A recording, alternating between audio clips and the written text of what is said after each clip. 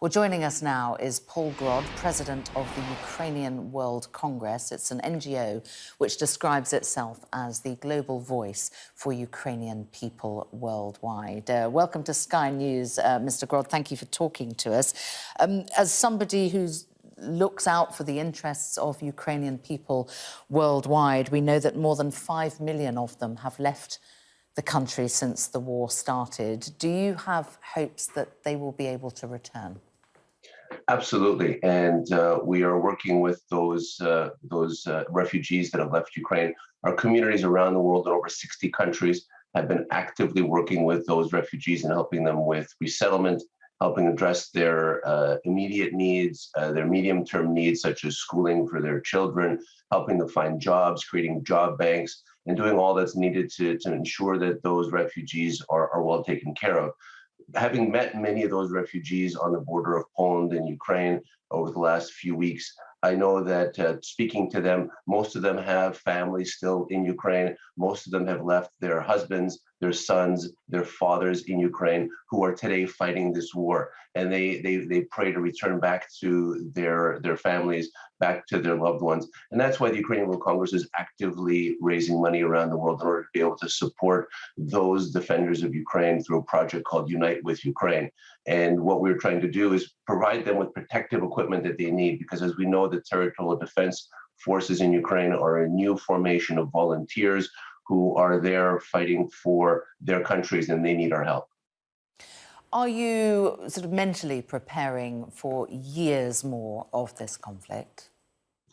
Samantha, after 2014, when Russia invaded Ukraine, invaded eastern Ukraine, occupied and illegally annexed Crimea, we knew that this was going to be a long war with Russia.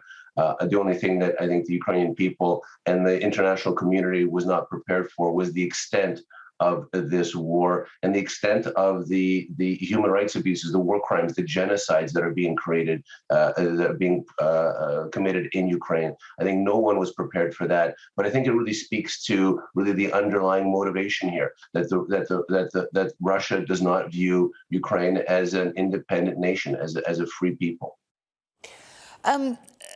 Are we pussyfooting around looking for diplomatic solutions to this?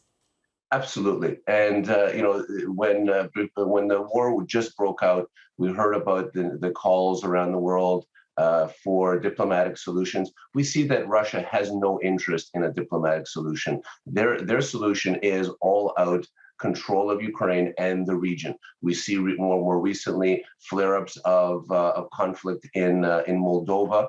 And as we know, there are several frozen conflicts that Russia has created precisely for these reasons in order to be able to control. We see that Russia does no longer want to control it just politically, but they want to occupy and control these people. And they want to create a new Russian empire. And that's what we are facing. And once the world recognizes that Russia is trying to recreate its Russian empire that goes back several hundred years, that Russian empire, a couple hundred years, that Russian empire will certainly be the scourge of Europe. And we also see from history, 100 years ago, what empire building did. And we must put a stop to it today. And that's why Ukraine really needs the sophisticated weapons that finally, after over 2 months of war, 40 allied countries gathered in Ramstein in Germany 3 days ago and finally declared that Ukraine must win, Ukraine will win, and are preparing to provide the military equipment that Ukraine really needs. Let's hope it can actually deliver, because that's, I think, been the biggest challenge,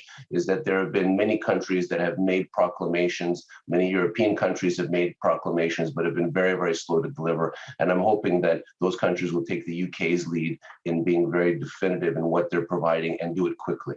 Yeah, it's starting to come, though, now, isn't it? I mean, you could argue that it's a couple of months too late. What are your thoughts about the role that could be played by NATO and the UN? I mean, people uncharitably say that NATO stands for no action, talking only, and unresponsive nations for the UN. The response has to be twofold. Number one is providing Ukraine the sophisticated military equipment it needs. And it is starting to come, or at least there's talk of it starting to come, but it's far from what it needs to be. Ukraine has asked for military planes, bomber jets, fighter jets. They've asked for more sophisticated tanks, more sophisticated weaponry, anti-aircraft, anti-marine tanks. That is still slow to come. We're seeing finally there's talk about, well, we'll give some of the Eastern European countries new tanks if they give Ukraine their old tanks. I mean, that's still not necessarily equipping the Ukrainians to really win. So that's number one, is more sophisticated weapons now, number one. Number two is the economic aspect, because don't forget today, Europe provides Russia somewhere between 250 million to $1 billion a day in terms of support for its economy. And that needs to stop, because we are essentially paying for Russia's war and occupation of Ukraine. So we need an immediate boycott, embargo, close all ports, all borders, and not just Europe. I mean, Europe is the first stage, but we have a lot of countries that are still on the fence. Countries like India, a lot of Asian countries are still very much on the fence of not, quote unquote, picking sides, which is inexcusable. All right, so you're looking for a more coordinated global response there. Paul Grod, good to talk to you. Thank you.